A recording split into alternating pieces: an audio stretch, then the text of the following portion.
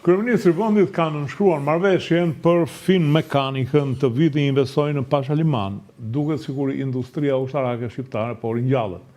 Ekspertët thonë që s'kemi qenë në gjendje të prodhonim çuditëra, por aq sa na duheshin, neve i prodhonim. Aq sa kush sulmonte të gjente belan.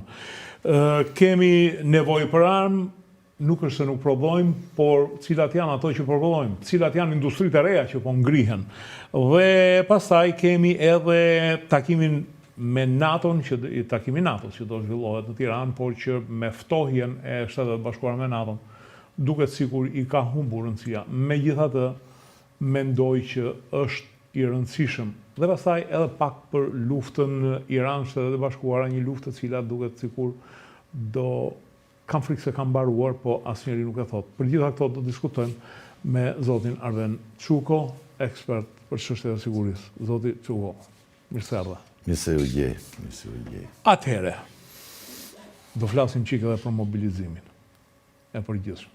E ke merak ushtrinë normale, i rritur me të, i burruar edhe i plakur me të, po plakesh me të, me pasionin, tashmë për jo më me robën ushtarake. Kemi diskutuar shpesh për nevojën që mos ta lëm veten në dorë të tjerëve, se po isha në dorë të tjerëve, edhe vllai nga një herë nuk nxitohet të ta. Nga duhet ta fillojmë? Dhe filloje duhet ta fillojmë ndoshta me mobilizimin, çfarë armësh duhet provojmë, çfarë duhet importojmë. Nuk është nostalgji. Nuk ka të bëjë me nostalgjin, ka të bëjë me logjikën, ka të bëjë me nevojën, ka të bëjë me sigurinë, ka të bëjë me të ardhmen e Shqipërisë për 50 vitet e ardhshme. Kjo që sa po that ju dhe po diskutojmë tash. Vërtet, kjo nostalgjia që përmendët ju, ka vetëm një efekt. Që një sistem për mua perfekt sigurie që e kemi pasur, pavarësisht sistemit politik në Shqipëri, me vullnet të plot, të integruar, nuk është vetëm vullneti i qeverisë, po është rreth parë vullneti i shoqërisë shqiptare, pastaj vjen vullneti politik, ne mund të nuk mund të jem kurrë bindur që do të arrijmë atë sistem sigurie të para 90-s, por të krijojmë një sistem sigurie të deterencës. Që këta fqinjët tanë të mendohen 3 herë dhe të llogarisin në 10 herë, pa të ndërmarrin në një aventurë aq më tepër që NATO është bërë si ai tuneli i cili po jep shenjat shumë qarta të shëmbjes. Po. E përmenda disa herë fjalën sistem. Pa ngritur një sistem të sigurisë, i cili përmbledh shumë aspekte, ne nuk mund të arrisim dot fuqinë. Dhe siguria kombëtare përbëhet nga shumë element, por më lejo të analizoj vetëm 2. Po kam thënë, ky sistem për cilën po flasim ka nevojë për bashkim politik, i cili rrit fuqinë, ka dhe nevojë për një sistem të integruar ushtarak. Integruar me kë? Armët me njëra tjetrën? Integruar me veten, me fuqinë ushtarake tonë, pastaj është shumë e thjeshtë integrimi me aleatët. Është shumë e thjeshtë. Por nëse ne nuk do ta... Një mik të fortë të gjitha duan. Nëse ne nuk do ta ndërtojmë sistemin e plot të integruar, nuk mund ta integrojmë këtë sistem. Sot, për shembull, ne kemi në dispozicion të aleancës një batalion të Këmbësorisë së Lehtë. Pse e quajtëm të Këmbësorisë së Lehtë? Sepse nuk patëm mundësinë, po unë mendoj që nuk patëm vullnetin e plot, që mos ta qunim batalionin Këmbësorisë së Lehtë, po mund ta kishim ndërtuar batalionin këmbësorisë motorizuar, mekanizuar, po nuk patëm vullnetin e plot që ne ta ndërtonim bazuar mbi standardet. Ta ndërtonim si një batalion i këmbësorisë mekanizuar italiane, greke, turke, amerikane, diçka. Por nga ana tjetër, kjo nuk është komplet e pamjaftueshme. Pse duhet të fillojmë nga rritja e numrit të ushtarëve? Ke përmendur shpesh edhe në bisedat që bëjmë off records për nevojën e shërbimit detyrueshëm ushtarak. Ky është një hall i zinxhirit të sistemit integruar. Së pari kjo ka kosto, së dyti nuk ka kosto. Okej, do mi shpjegoj. Ka vetëm përfitime. Okej, dakord, unë po them që ka kosto, pastaj ti ma hidh poshtë. Së pari ka kosto, së dyti luftrat moderne kanë treguar që 3 muaj trajnim janë të pamjaftueshme që ta çosh një ushtar në front. Tani më shpjegon dot këto të dyja? Të marrin parën që është më e lehtë. Po. Askush nuk tha 3 muaj. Unë mendoj që shërbimi i detyrueshëm ushtarak duhet të jetë të paktën 6 muaj.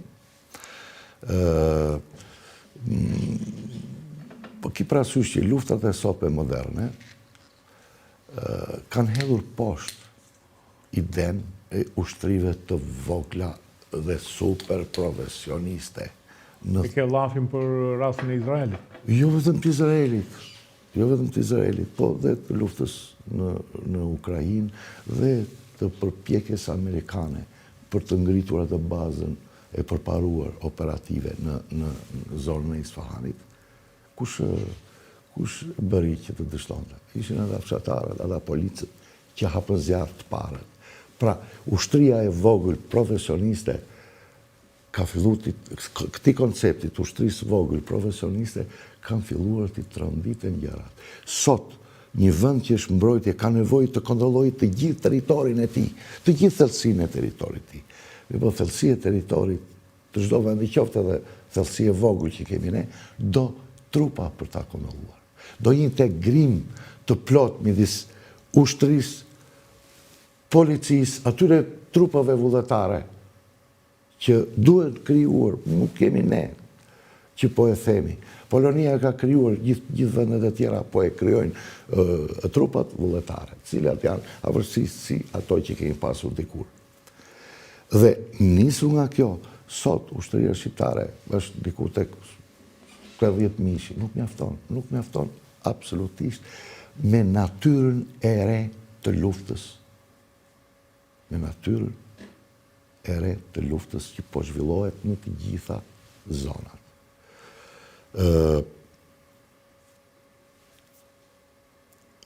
Shërbimi detyrueshëm ushtarak vetëm të sjell përfitime si shoqëri, të sjell përfitime si shtet, për të tashmen dhe për të ardhmen.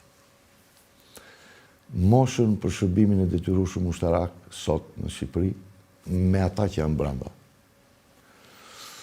e mbushin 37.000. Çdo vit. Çdo vit. Dikur ka qenë te 60.000, tash është rreth 37.000. Unë nuk po ju them që të 37.000 ti marrim, por duke përcaktuar një lloj qasje se kur thu shërbimin detyrueshëm ushtarak, kujtojmë atë të kohës që nuk kishe shans të ishmangesh aty ose ndryshe përfundojnë burg. Tash ti le të adoptojmë një lloj qasje tjetër që të lëmë edhe një lloj mundësi hapësire për zgjedhje të rinjve. Kush është jashtë shtetit ose kush e ka baban e pasur? Dhe bazuar mbi këtë, unë mendoj një nga 5.000, le ta nisim me 5.000 njerëz. Duhet ta dini që sot për funksion, sot ushtria jonë që është profesioniste, përdor një sasi shumë të madhe të këtyre profesionistëve për shërbime dytësore, për të ruajtur garnizone, për të ruajtur depot, për të ruajtur portat e reparteve, si operator të thjesht, Po s'ja vlen, kjo ushtri profesioniste për 10.000 vetash, du tjetë ajo ushtri, ajo thelbi, ajo ushtria bajonetit, ushtria operacionale, ushtria e luftimit. Dësa, këta 5.000 që po themun, 5.000, 10.000, Jo, nëse do ta bësh 6 muaj, 4-15.000 të takon të mobilizosh. po pikërisht pra. Dhe këta vinë, stërviten, për një periudhë dimojore. Ajo aq është baza e gjithë shteteve, e gjithë llojet të ushtrive, si të linës, si të perëndimit. Stërvitja baze ushtare, që ta futësh në korrizë është 2 muaj. 2 muaj minimalja, po mund ta zgjatësh sa ta ushtar syshme, po çon si ka. Pastaj ata le të shërbejnë. Rinia do të mësohet me disiplinën, me kontrollin, me vetë kontrollin, do të zhvillojë aftësitë e veta fizike, aftësitë e veta intelektuale, aftësitë e veta kreative. Dhe këta të rinj që do vinë të bëjnë 6 muaj shërbimin ushtarak, do t'jenë baza për të mbushur radhët e ushtrisë rezerviste. Më falë, ushtrisë profesioniste. Dhe nga këta 37.000 njerëz që mbushin moshën për shërbimin e detyrueshëm ushtarak, një pjesë, ata që janë jashtë, ata që janë nga familje të pasura, unë besoj që dhe familjet e pasura i sjellin ushtarë, sepse i edukojnë. Gjithsesi, tu lihet hapësira e pagesës. Ka qenë të në vitet 2000, që ai që nuk donte të bënte shërbimin ushtarak, shkonte paguante. E njëjta edhe sot. Dhe në qoftë se ty të duan 5.000 për 6 muaj, pra 10.000 për vit, i takon që 20.000 tjerë do paguajnë, apo jo. Dhe me pagesat e këtyre 20.000 të tjerëve, ti mund të mbash këta dhe shumë më tepër se këta. Kjo është e para.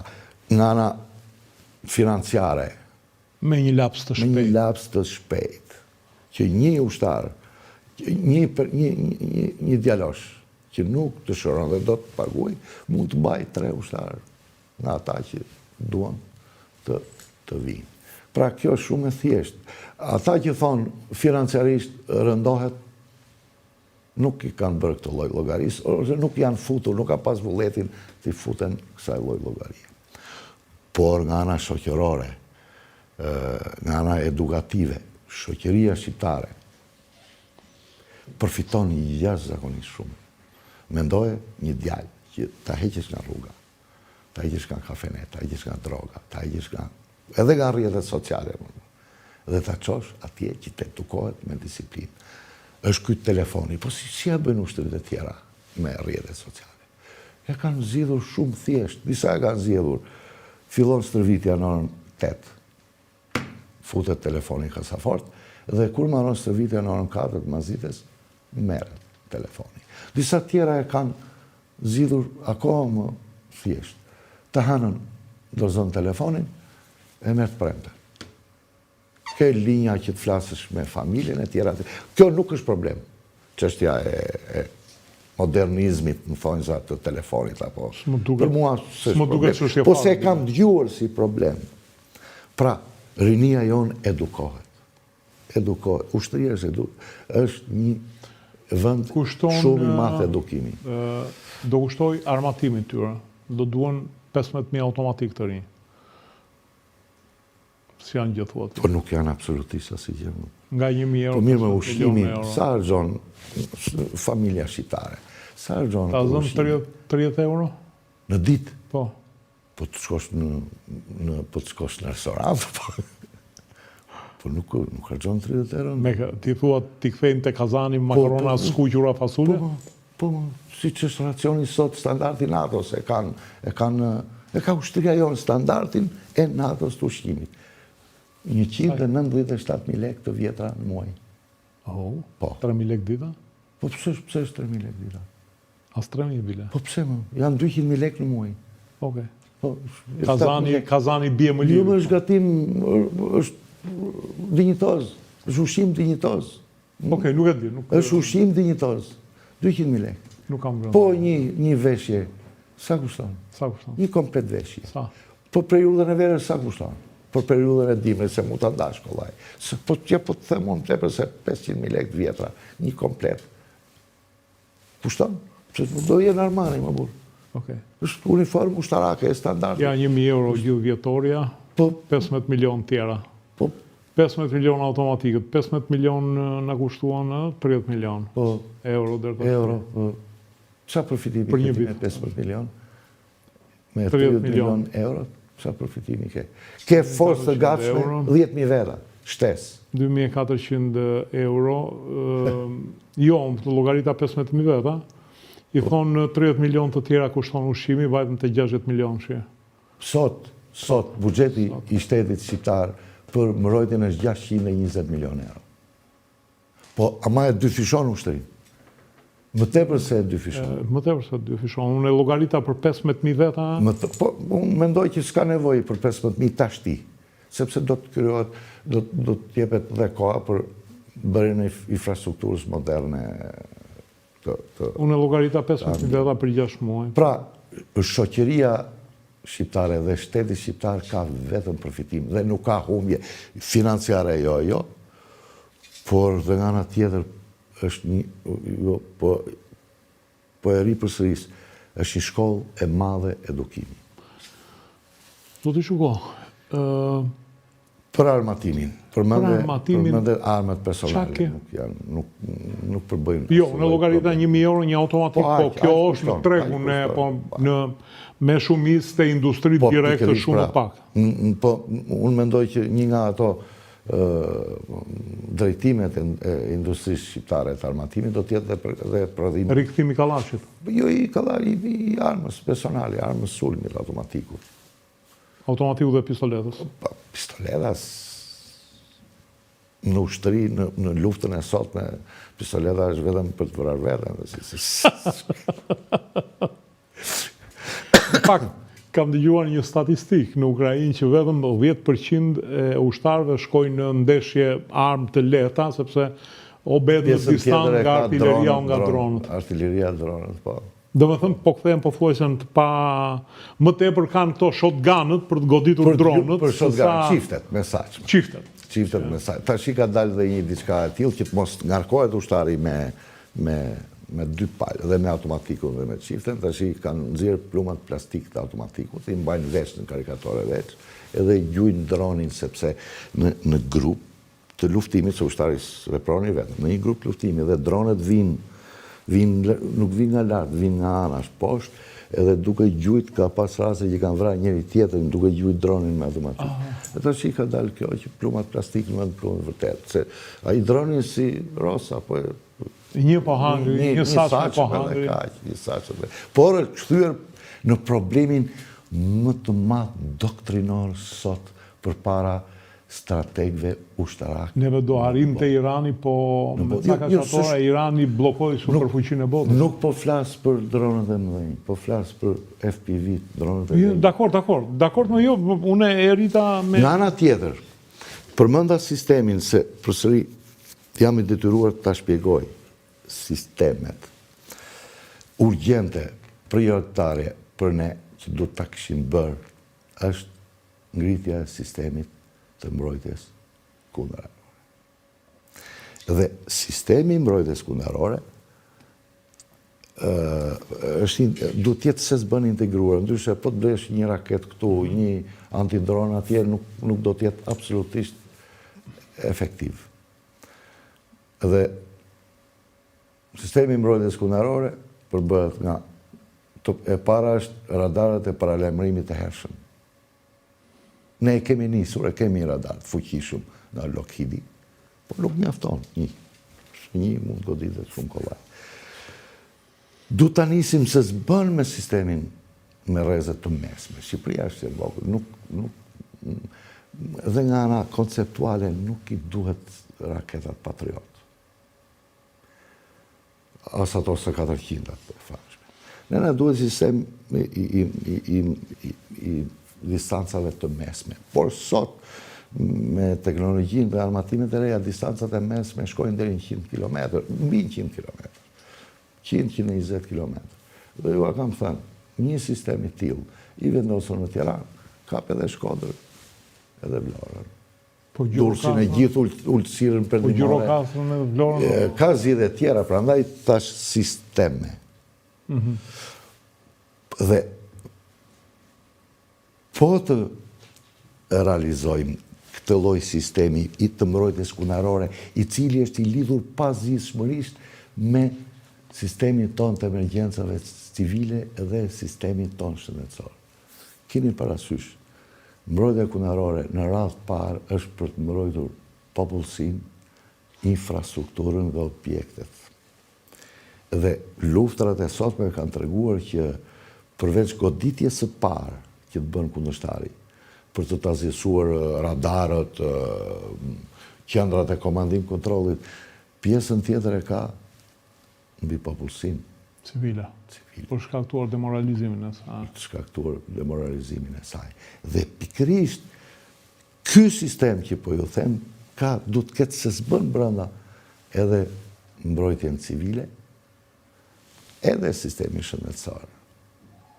Në urgjencën, le të themi, jo sistemin, pra urgjencën. Kështu krijohet i plot. Dhe unë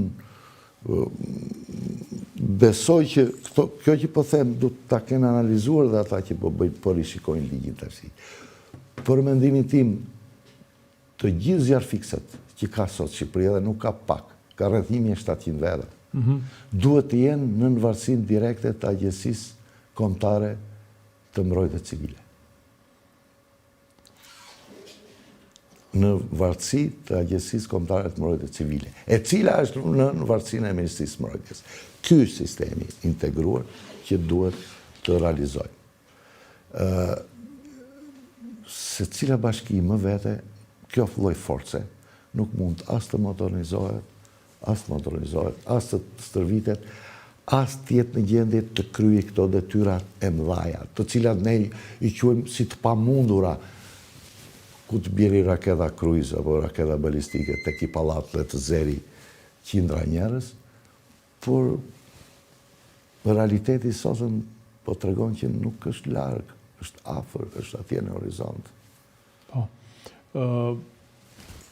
Edhe më mendoj që nuk është nevoja për ndonjë mbrojtjet në ulësirën perëndimore, se Italinë kemi përballë. Asimetria ta. Shikoj, disa më ka bërë përshtypje Beni që rusët, një superfuqi, sulmuan Ukrainën dhe në Ukrainë jo gjithë populli ishte i gatshëm të luftonte. Po dhe ajo gjysma që ishte i gatshme të luftonte, ja doli që të ngeci në baltë një superfuqi dhe ca njerëz që e din ç'është lufta. Me që përmende ulësirën tonë perëndimore. Sot Rusia, flota e dytë më e madhe, në fakt ka kaluar treta pas Kinës. Po gjithsesi janë ca njerëz që e njohin luftën, se Rusia vetëm në mbas shpërbërjes Bashkimit Sovjetik ka bërë 20 luftra të vogla, Gjeorgji, Abkazi, këto vende po i ka bërë ama. Domethënë ka qenë një ushtri që është e trajnuar gjithkohon me luftën. Edhe shpirti rus, edhe patjetër. Tradita, ata që nga koha e Pjetrit Madh kanë bërë vetëm luftra për zgjerim. Vetëm një ishte lufta për mbrojtje, lufta e dytë botërore. Lufta e madhe patriotike që ishte për mbijetesë. Eksakt. Gjithë pjesën tjetër i kanë bërë për zgjerim. Pra janë një popull që e njohin luftën, dhe kur erdhi puna ngecën. Sot flota e famshme ruse e Detit të Zi është fshehur në portet skajore të Detit të Zi. Përse? Vetëm nga asimetria ukrainase. Një shtet që nuk ka sot nuk ka një Ukraina, por ka dy mjete armë asimetrike. Ka dronët në New York dhe mbi New York dhe sistemet e raketave tok-det. Me këto dyja, Ukraina e ka blokuar flotën e Detit Zi. Pikërisht këtë gjë duhet bëjmë ne. Sot, për shembull, ishte i lajm që lexova unë që është lidh marrëveshje me fikantierin italian.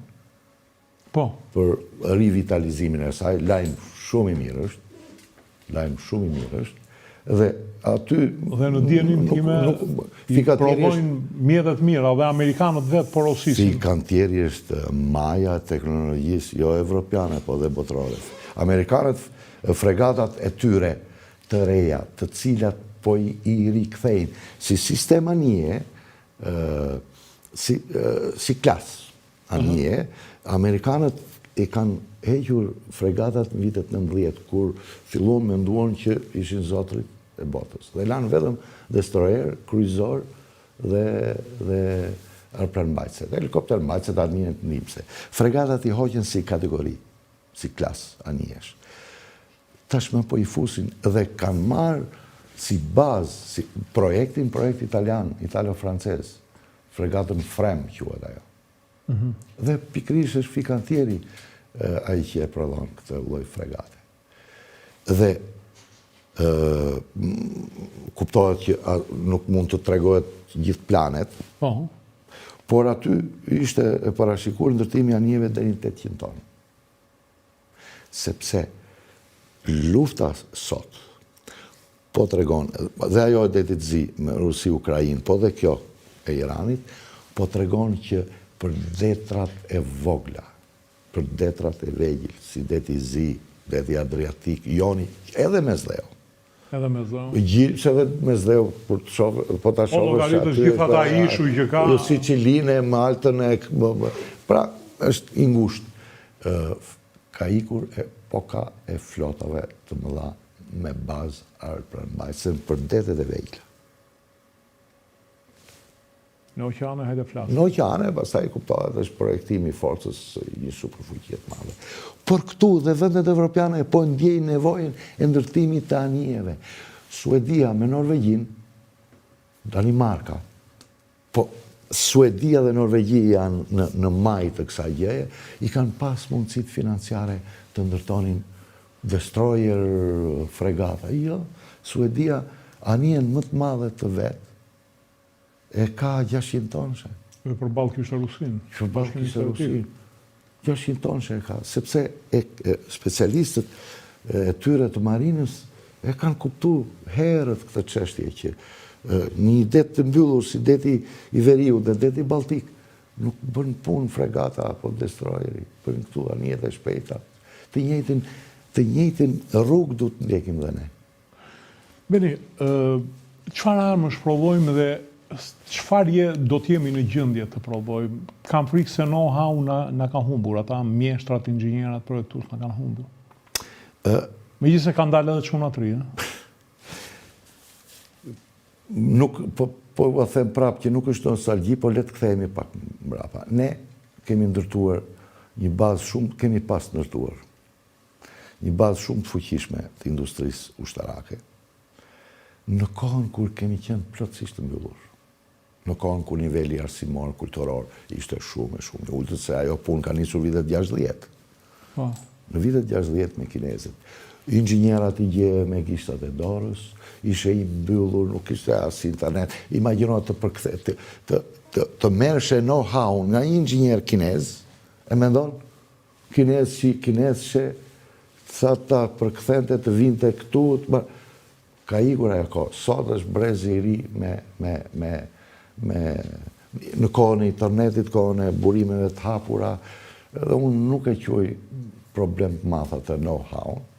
Ekspertizën kuptohet, por në momentin që ti bën një marrëveshje me një partner, mik, që do marrësh ekspertizën atij, nuk ka asnjë lloj pengese që djemt dhe vajzat tona të marrin ekspertizën dhe të vazhdojnë me autonomi të plot. Po dhe në qoftë se nuk do të mund të vazhdojnë me autonomi të plot për vitin e parë, s'ka nevojë një videokonferencë me inxhinierin, me partnerin italian, ku diun. Ligji sot gjem se më kujtohet që Kia donte të bënte revolucioni që bëri, që sot është lider është marrë konkurse. Shkoj bleu komplet stafin e Porsche-it, edhe i tha që nga kryetari projektit, sa ju blen lëkura kaq, na dy fishë dhe hajt. Ka metoda asimetrike. Por kjo është gjë shumë e mirë. Përveç se është e mirë që do të ringrihet industria ushtarake, e cila bazën e ka industrinë mekanike dhe kimike. Kjo është baza. Kuptohet elektronika është e involvuar, se pa elektronikën sot nuk mund të është asnjë. Dhe me këtë gjë, përveç se do të krijosh rezerva strategjike për armatim, për municion, por ti po krijon një brez të rinj ekspertësh të industrisë mekanike, të industrisë kimike, që do t'jenë baza nesër për të zhvilluar më tej, jo vetëm industrinë ushtarake, po çdo lloj industrie. Mua më vjen në mendje që neve kemi importuar shumë serioz armësh, sidomos të lidhur me Austrinë, e cila është lider në prodhimin e armëve të lehta. Dhe këta fare mirë mund ta bien këtë lloj industrie në Shqipëri. Apo mendon ti që në armë të lehta Po shiko, unë mendoj që kjo lloj industrie, siç është konceptuar dhe për i të vërtetës ideatori nxitësi i krijimit dhe i zhvillimit është direkt kryeministri e drama. Ky është. Se e kam parë para 2 vjetësh e gjys, kur doli dhe e promovoi këtë gjë dhe të realizohesh një diçka për 2 vjet, do një vullnet dhe këmbgulje maksimale. Tu themi një statistik, uzina e Poliçanit nisi në 62 në atë sistem, me ato prioritete që kishte mbrojtja në atë kohë. E di kur mbaroi? Jo. Në 68. Plotësisht. Vazhdoi duke u zgjeruar, po që mbaroi plotësisht, që u futën ligjat në prodhim, 1906 vjet ludesh. Ati sistemi dhe me atë prioritet që kishte mbrojtja. Ka 2 vjet. 2 vjet ka. Edhe për 2 vjet është një kohë jashtëzakonisht e shkurtër. Më beso, është kohë jashtëzakonisht e shkurtër. Nga hedhja ides në përgatitjen e gjithë paketës ligjore dhe në konkretizimin, fillimin e punimeve për të ndërtuar fabrikat dhe uzinat. Se nuk janë linja të thjeshta. Jo, tashmë ato të vjetrat nuk mu të ringjallën. Se kanë qenë teknologji e mirë, Beaufort, paktën ajo e minave, dinamitit. E lëndë plase ka qenë e Beaufortit. Po pra, e lëndë plase. Dhe prodhonte 5450 ton në vit. Municion. Nga cilat dhe në atë kohë në 1/3 e përdorin vetë, pjesën tjetër e eksportonin. Beauforti për shikusin është industria më e mirë suedeze e dinamitit dhe... Po dhe për prodhimin e municioneve të fishekve. Në 1985 u plen me valutë në atë kohë. Në Francë nga maja e makineri bërjes europiane, manurin quhet. Maja. Por në të njëshim dhe saj. Mund të jenë të predispozuar perëndimorët të investojnë në Shqipëri në këtë fushë? Ose me partner shqiptar? Një nga pikat kur unë mendoj që ne do kemi shumë sukses, e cila bjen kundërshtim me prioritetin ton për të futur në Evropë, është kjo. Bashkimi Evropian ka aq shumë rregulla, procedura dhe rregullore frenuese për këtë lloj industrie, sa këtu dhe ne... Më mirë mos hymë, thua. Për këtë çështje, le të durojmë dhe 5 vjetë sa të mbaroj kjo industri. Sepse këtu të ne nuk janë ato. Dhe unë mendoj që du të jenë të interesuar të jenë këtu, po jep frutet e veta kjo gjë, se nuk është se është thjesht lajër e kështu promocion. Ka filluar? Ka filluar. Ka filluar. Janë ngullur eskavatorët? Ka filluar. Ka filluar. Okej. Më gjatë nuk unë flasë për asaj. Po, aq di dhe unë, se po e di që ka filluar. Dakor. Atëhere, çfarë duhet të prodhojmë neve nga industria ushtarake? I hoqëm këto armatimi lehtë, fishek, municioni duhet se s'bën. Edhe me sa di unë, municioni po ndërtohet. Po. Ai duhet jetë në vend se shkon si ujë në rast Po konflikti. dhe kur s'ka konflikt, ai zëvendësohet për stërvitje. Por pa rezervën strategjike, se rezerva strategjike ka në vetë municionin. Ne këtu në Shqipëri po flasim për municionin e armëve të lehta, të këmbësorisë deri tek ato të kalibri 20 mm, por ato interceptorët që u fol gjatë konfliktit 40 ditor janë municion, nuk janë armë. Raketat kundërore që lëshohen janë municion kundëror. Edhe unë besoj që lufta atje në Iran është ndërprerë nga që municionet po mbaronin. Kështu që unë mendoj që pas mbrojtjes kundërore, prioriteti jonë është dronët. E kemi filluar, kemi blerë dronë nga Turqia, na kanë dhuruar disa, kemi blerë dhe na kanë dhuruar me Sardiun Turqit disa dronë goditës. Dronë kilo. Por jemi tek aja. O kam shpjegu dhe radhën e parë. Sot Ukraina po e mban frontin thuaj se vetëm me dronë. Dronë të gjitha kategori. Bile ishin dhe dronë tokësorë, kanë futur dhe dronë. Kur themi dronë pastaj dhe nuk është nga mungesa e ushtarëve.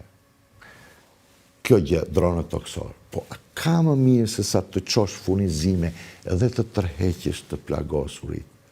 Pa rrezikuar një ekuipazh, ambulance, helikopteri, ambulance, disa që do mbajnë me barel, transportusin e blinduar që do të vi të marri këtë të plagosurit, sepse të gjitha këto janë objektiva të kundërshtarit. Snajperat, në gjithë llojet e luftrave, që kur dolën, që nga lufta e parë botërore. Objektivin e parë nuk e vristin, nuk e azisonin, e plagostin dhe pristin të vinin shokët që ta tërhiqin dhe aty të bërin masakër. E njëjta gjë, nuk ka ndryshuar karakteri. Karakteri i luftës është vrasje, shkatrim, masakër. I përgjashëm, mos e prodhoshëm. Takimi të NATO sigur i humbi shkëlqimi që do bëhet është një event i jashtëzakonshëm që do bëhet në Tiranë, por ftohja e Shtetet Bashkuara me ti mendon që vdiq NATO-ja? Po ne duhet mendojmë të gjithë sipas variantit që NATO po vdes. Shpresojmë që mos vdes, por duhet të mendojmë edhe të përgatitemi që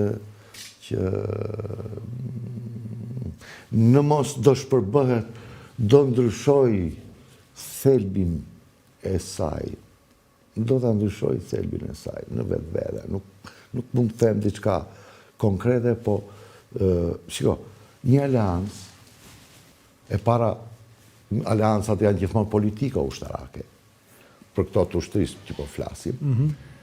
E para historia tregon që nuk ka aleancë të përjetshme. Po një aleancë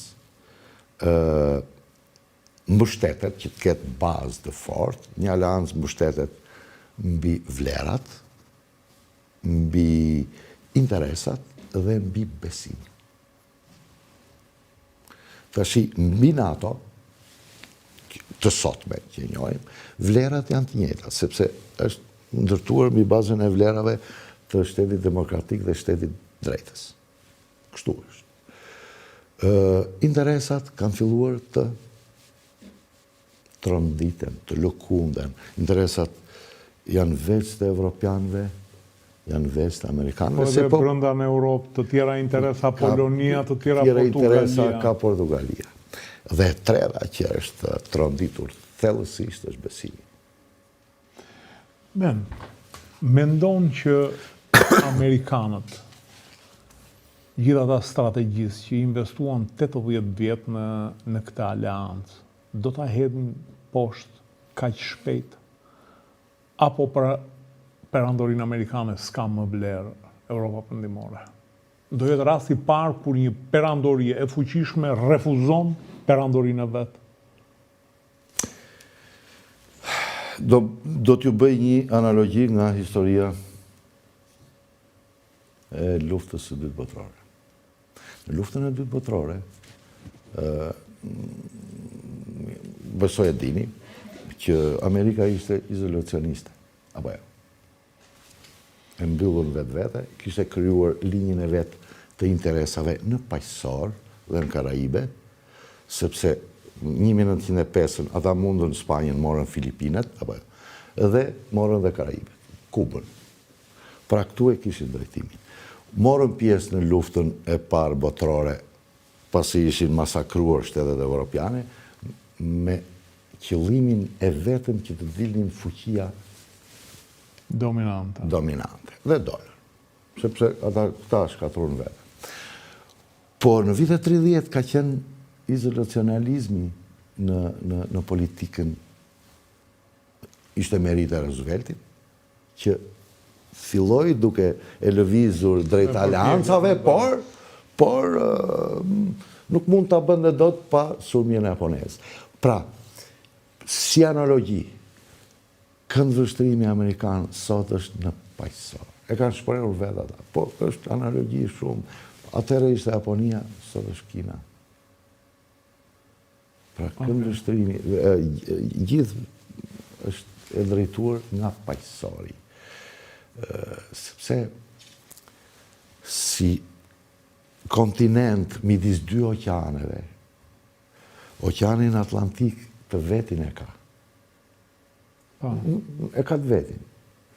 Oqeanin paqësor, atje gjithmonë në horizont shfaqet një fuqi. Po shfaqet një fuqi e jashtëzakonshme, jo si Japonia, e jashtëzakonshme. Shumë e madhe. Unë shpresoj që në rastin më të keq, Amerikanët të mos largohen nga të paktën nga Ballkani. Të paktën teorikisht. Po praktikisht, se teorikisht nuk do largohen, ku praktikisht të mos largohen. Në rastin më të keq. Unë nuk besoj që... Sepse unë e di që kam frikën, do fillojnë këto fuqit, Franca, Anglia, Gjermania, me cicmicet e tyre. Ka filluar traktati franko-polak.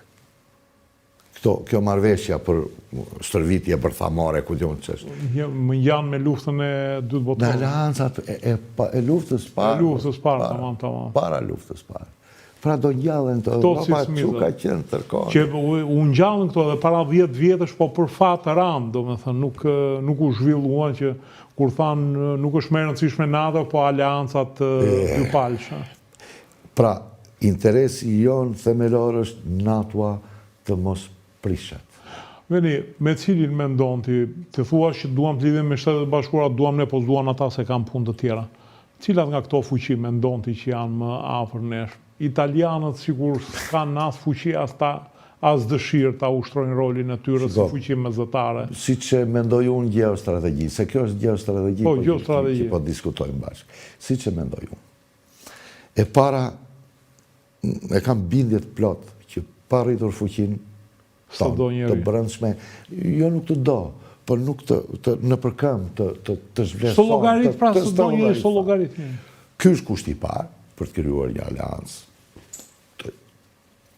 të qëndësishme.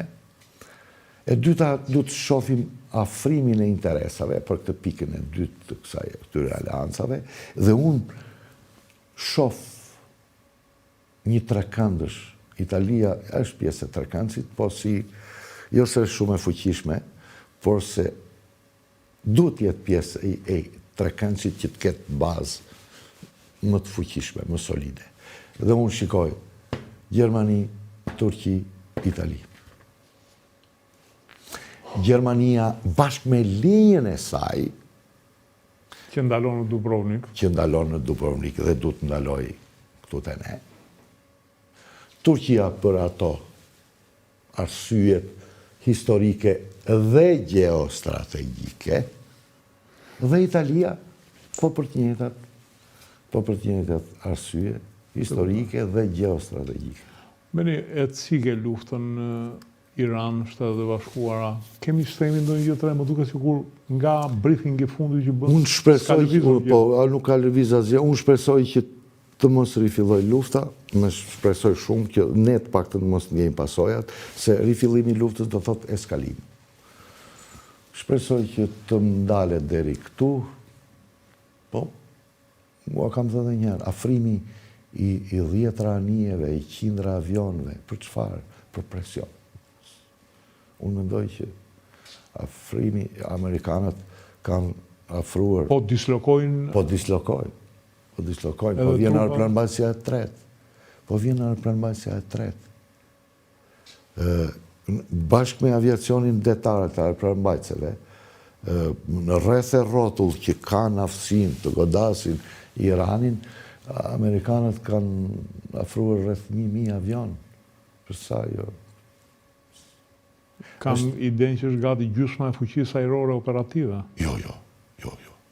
Amerikanët kanë 13.000 avion. E di mo, 13.000 kanë për rusë. Bi plus, jo, s'kanë 13.000 rusë.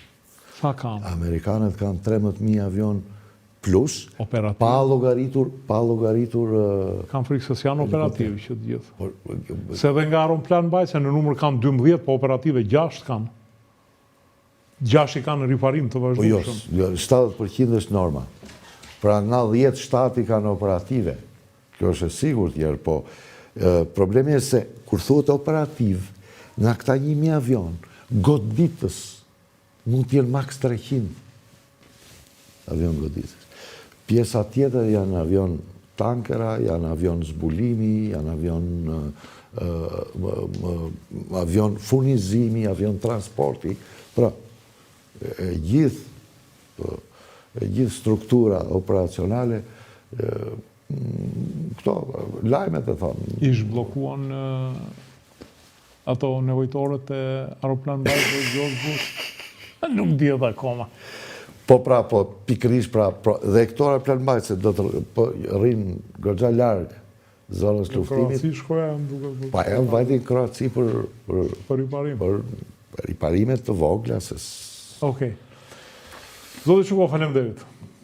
Faleminderit ju për ftesën. Faleminderit dhe juve që na ndoqët natën e mirë.